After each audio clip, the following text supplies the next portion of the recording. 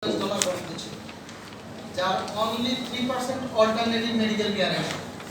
$14.7 billion এর মধ্যে only 3% আসতো alternative medical care, অর্থাৎ হোমিওপ্যাথি, ইউনানি, আয়ুর্বেদিক সহ আরো যা আছে অ্যালোপ্যাথি বাইরে। এটি বরাদ্দের অনেক কম হোমিওপ্যাথির জন্য। হোমিওপ্যাথিকে যদি এগিয়ে নিতে হয় তাহলে এখানে বরাদ্দ বাড়াতে হবে।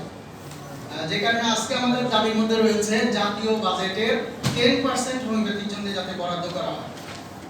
আপনারা ইতিমধ্যে জেনে থাকবেন বাংলাদেশ উন্নয়নশীল বিশ্বে প্রবেশ করছে। 2026-এ এসে আপনার অ্যালোপ্যাথিক মেডিসিনের যেই প্যাটেন্টগুলো এগুলো নিতে গেলে যেই পরিমাণ ওষুধের মূল্য বাড়বে, ঠিক সেই রকম পরিস্থিতিতে বাংলাদেশের স্বাস্থ্য খাত কিন্তু যথেষ্ট ঝুঁকির মধ্যে পড়বে। এই ঝুঁকি থেকে বাঁচার জন্য এবং আগামী প্রজন্মকে ভালোভাবে স্বাস্থ্যসেবা দিতে গেলে আমাদের বিকল্প স্বাস্থ্যসেবার দিকে ভালোভাবে নজর দেওয়া দরকার। আপনার আমাদের পৃথক কোনো অধিদপ্তর নেই, যেটা আজকে আমাদের দাবির মধ্যে অন্যতম একটা প্রধান দাবি যে হোমিওপ্যাথির জন্য একটা পৃথক অধিদপ্তর স্থাপন করতে হবে।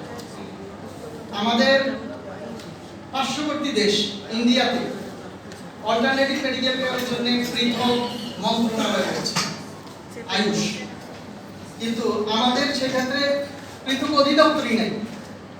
অথচ হাইকোর্টের নির্দেশ রয়েছে আদালতের রায়ের মাধ্যমে যে পৃথক মন্ত্রণালয় স্থাপনের উদ্যোগ নিতে হবে। আমাদের দাবি, যদি বাংলাদেশের মানুষকে স্বাস্থ্যসেবার মাধ্যমে সার্বজনীন যে স্বাস্থ্যসেবার কথা বলা হচ্ছে এবং সেই সার্বজনীন স্বাস্থ্যসেবার মধ্যে বিকল্প স্বাস্থ্যসেবা অর্থাৎ অল্টারনেটিভ মেডিকেল কেয়ারকে যদি যথাযথভাবে গুরুত্ব প্রদান করা হয়, তাহলে আমরা বাংলাদেশের সাস্টেইনেবল ডেভেলপমেন্টাল গোল যেটা 2030-কে টার্গেট করা হয়েছে সেটাতে আমরা উল্লেখযোগ্য ভূমিকা রাখতে পারব। কিন্তু দুঃখজনক বিষয়, 2017 সাল পর্যন্ত এই এসডিজির 50% ওভারকাম করা সম্ভব হয়েছে। 2020-এ এসে সেটা 53% পর্যন্ত হয়েছে। এই বাস্তবতার নিরিখে 2030-এ সাস্টেইনেবল ডেভেলপমেন্টাল গোল অর্জন করা সম্ভব নয়।